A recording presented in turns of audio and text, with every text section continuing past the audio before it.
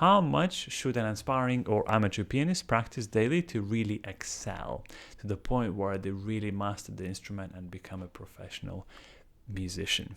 Take Glenn Gould, for example. Known for his unique interpretations and technical power, Gould famously went for days without practicing.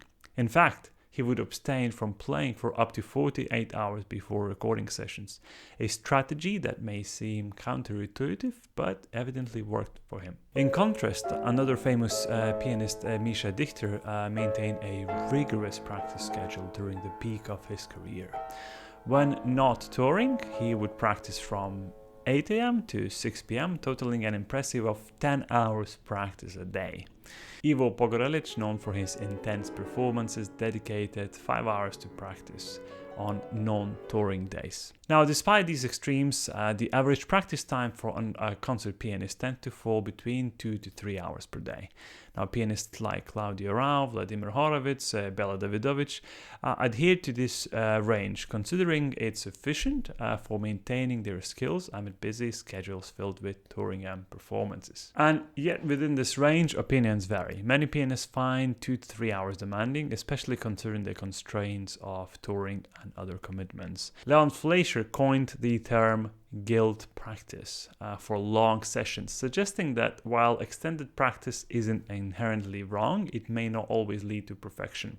Andre Watts, Leon Fleischer's former pupil, echoed this sentiment, emphasizing the importance of focused quality practice over sheer quantity. Scientifically, studies suggest that optimal focus lasts for about 90 minutes before diminishing returns set in, further questioning the efficacy of marathon practice sessions. Additionally, modern distractions from social media like TikTok and Instagram only add to the challenge of sustained concentration. In my recent Instagram poll conducted among professional musicians, the average practice time reported was about 3 hours per day. Notably, these were seasoned professionals, not students, emphasizing the commitment required in the industry. For aspiring pianists considering a career in music, the journey to mastery can seem daunting. There is the famous notion that it takes 10,000 hours to become a master in whatever skill you're taking. So it could be piano, it could be violin, could be drumming, could be percussion, whatever. Now, the 10,000 hours translate into approximately 11 years of consistent practice at 2.5 hours per day. Now, however, this estimate doesn't account for holidays, illnesses, or the evolution of practice routines over time, which could well stretch the time frame to 13 or more years. Indeed, the path to proficiency is nuanced. Pianists like Murray Pariah, Sviatoslav Richter, Vladimir Horowitz dedicated hours to studying various musical forms beyond piano repertoire, including symphonies, operas, string quartets, and so on. Ultimately, the key lies in not how much one practices, but how effectively that time is utilized, right?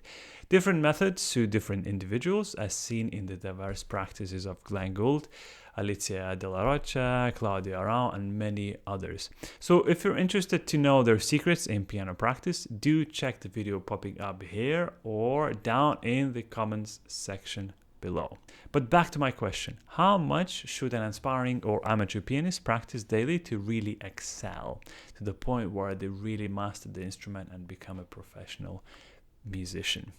It's a question that invites personal reflection and experimentation, shaped by individual goals, circumstances, and dedication to the craft. I struggle to put an exact number of hours a pianist should practice, though I personally work for about 2 to 3 hours daily, and if I have a concert coming up, that number of hours will increase depending on the repertoire.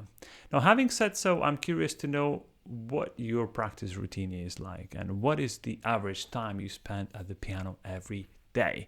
Please let me know in the comment section down below, and don't forget to subscribe to my channel if you haven't done so. As for now, I shall see you in the next video.